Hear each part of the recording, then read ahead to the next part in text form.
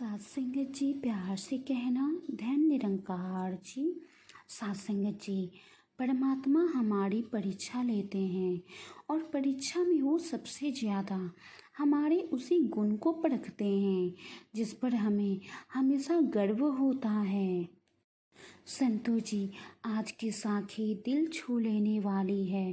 आशा करती हूँ कि आप जी को ये साखी बहुत ही पसंद आएगी।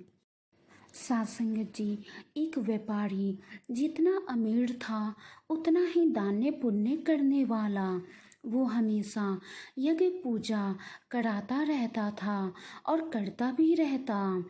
एक यज्ञ में उसने अपना सब कुछ दान कर दिया। अब उसके पास परिवार चलाने लायक भी पैसे नहीं बचे। व्यापारी की पत्नी ने ये सुझाव दिया कि पड़ोस के नगर में एक बहुत बड़े सेठ रहते हैं। वो दूसरों के पुण्य खरीदते हैं। आप उनके पास जाइए और अपने कुछ पुण्य बेचकर थोड़े पैसे ले आइए, जिससे कि हम फिर से कुछ काम धंधा शुरू कर सकें। संतो जी, पुण्य बेचने की व्यापारी की बिल्कुल इच्छा नहीं थी, लेकिन पत्नी के दबाव और बच्चों की चिंता में वो पुण्य बेचने को तैयार हुआ। पत्नी ने रास्ते में खाने के लिए 4 रोटियां बना कर दी। व्यापारी रोटियां लेकर उस नगर के लिए निकल पड़ा। व्यापारी चलता चलता उस नगर के पास पहुंचा जहां पुण्य के खरीदार सेठ रहते थे। संतो जी, नगर में पहुंचने से पहले ही व्यापारी को भूख लग गई, तो व्यापारी ने सोचा कि पहले भोजन कर लिया जाए। उसने जैसे ही रोटियां निकाली, एक कुतिया तुरंत के जन्म में अपने 3 बच्चों के साथ आ खड़ी हुई। सत्संगत जी, कुतिया ने बच्चे जंगल में जन्म दिए थे। बारिश के दिन थे और बच्चे बहुत छोटे थे, इसलिए वो उन्हें छोड़कर नगर में नहीं जा सकती थी। व्यापारी को उसे देखकर बहुत ही दया आ गई और उसने एक रोटी कुतिया को खाने के लिए दे दिया। सत्संगत जी, कुतिया पलक झपकते रोटी चट कर गई, लेकिन अब भी वो भूख से हाँफ रही थी। संतो जी, व्यापारी ने दूसरी रोटी, फिर तीसरी और फिर 4 रोटियां कुतिया को खिला दी। खुद केवल पानी पीकर सेठ के पास पहुंचा। व्यापारी ने सेठ से कहा कि वो अपना पुण्य बेचने आया है, लेकिन सेठ बहुत ही बिजी था। उसने कहा कि शाम को आओ, मैं अभी बहुत ही व्यस्त हूँ। सत्संगत जी, दोपहर में सेठ भोजन के लिए घर गया और उसने अपनी पत्नी को बताया कि एक व्यापारी अपने पुण्य बेचने आया है, उसका कौन सा पुण्य खरीदूं। सत्संगत जी, सेठ की पत्नी बहुत ही पतिव्रता और सिद्ध थी। उसने ध्यान लगाकर देख लिया कि आज व्यापारी ने कुतिया को रोटी खिलाई है और उसने अपने पति से कहा कि उसका आज का पुण्य खरीदना, जो उसने एक जानवर को रोटी खिलाकर कमाया है, वो उसका अब तक का सबसे बड़ा पुण्य है। संतो जी, व्यापारी शाम को फिर अपना पुण्य बेचने आया। सेठ ने कहा, आज आपने जो यज्ञ किया है, मैं उसका पुण्य लेना चाहता हूँ। सत्संगत जी, सेठ की बातें सुनकर व्यापारी जोरों से हंसने लगा और उसने कहा कि अगर मेरे पास यज्ञ के लिए पैसे होते तो क्या मैं आपके पास पुण्य बेचने आता। फिर सेठ ने कहा कि आज आपने किसी भूखे जानवर को भोजन कराकर उसके और उसके बच्चों के प्राणों की रक्षा की है, मुझे वही पुण्य चाहिए। सत्संगत जी, व्यापारी वो पुण्य बेचने को तैयार हुआ।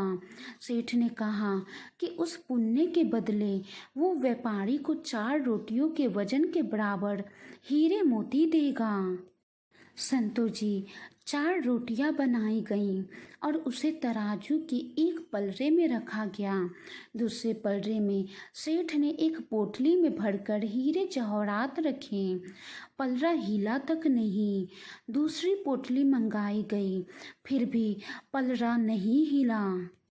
इसी तरह कई पोटलियों के रखने पर भी जब पलरा नहीं हिला तो व्यापारी ने कहा, सेठ जी, मैंने विचार बदल दिया है, मैं अब पुण्य नहीं बेचना चाहता। और व्यापारी खाली हाथ अपने घर की ओर चल पड़ा। संतू जी, अब व्यापारी को डर हो गया कि कहीं घर में घुसते ही पत्नी के साथ कलह न शुरू हो जाए। जहाँ उसने कुतिया को रोटी डाली थी, वहाँ से कुछ कंकड़ पत्थर उठाए और साथ में रखकर गांठ बांध दी। घर पहुँचने पर पत्नी ने पूछा कि पुण्य बेचकर कितने पैसे मिले। तो उसने थैली दिखाई और कहा, इसे भोजन के बाद रात को ही खोलेंगे। इसके बाद गांव में कुछ उधार मांगने व्यापारी चल दिया। संतू जी, दूसरी तरफ उसकी पत्नी ने जब से थैली देखी थी, उसे सब्र नहीं हो रहा था। पति के जाते ही उसने थैली खोली। उसकी आंखें फटी रह गई। थैली हीरे जवाहरातों से भरी हुई थी। व्यापारी घर लौटा तो उसकी पत्नी ने पूछा कि पुण्य का इतना अच्छा मोल किसने दिया? इतने हीरे जवाहरात कहाँ से आए?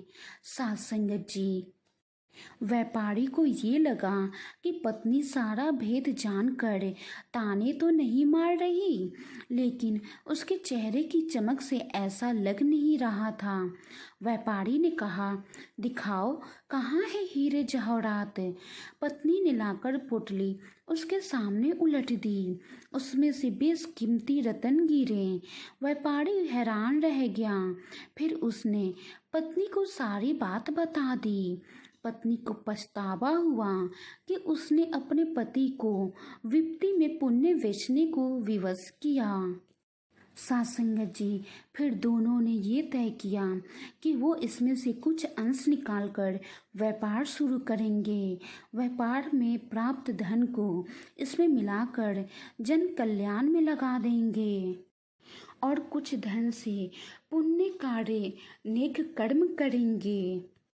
सासंगत जी, कहने का भाव है कि जिस प्रकार व्यापारी विपत्ति में अपने बुरे वक्त में पुण्य बेचने को तैयार हो गया, लेकिन जब उसे पता चला कि उसके पुण्य का पलड़ा कितना भारी है, तो उसने अपने पुण्य को नहीं बेचा और परमात्मा की इस परीक्षा में वो सफल हो गया। और परमात्मा की परीक्षा में सफल होने के कारण परमात्मा ने उसके सारे दुख कष्ट दूर कर दिए। ठीक इसी प्रकार परमात्मा भी हमारी परीक्षा लेते हैं। कभी कभी जीवन में ऐसा होता है कि जीवन में इतने ज़्यादा दुख आते हैं, इतना ज़्यादा विपत्ति आती है कि हमें उस दुख के आगे, उस विपत्ति के आगे कुछ दिखता नहीं और कहीं ना कहीं हमारा विश्वास परमात्मा पर से डोल जाता है। लेकिन साथ संगत जी, हमें परमात्मा पर पूर्ण विश्वास रखना है, चाहे परिस्थितियाँ कैसी हो। सतगुरु ने भी कहा है, कैसी भी हो परिस्थिति, एक जैसी हो मनोस्थिति। संतो जी, परमात्मा हमारी परीक्षा लेते हैं और परीक्षा में वो सबसे ज़्यादा हमारे उसी गुण को परखते हैं जिस पर हमें गर्व होता है। अगर हम परीक्षा में खरे उतर जाते हैं तो परमात्मा वो गुण हमें हमेशा के लिए वरदान स्वरूप दे देते हैं। इसलिए हमें विपत्ति काल में भी परमात्मा पर भरोसा रखकर सही राह चलते रहना है। तो आओ साथ संगत जी, हम सब मिलकर सतगुरु से यही अरदास करें कि हमारे अंदर भी वो गुण आ जाए कि कैसी भी हो परिस्थिति, एक जैसी हो मनोस्थिति, हमारा मन भी स्थिर हो जाए, हमारे मन में भी स्थिरता आ जाए। साथ संगत जी, वाणी में कोई त्रुटि हो तो बख्श लेना जी, प्यार से कहना। धन्य निरंकार जी। साथ संगत जी, प्यार।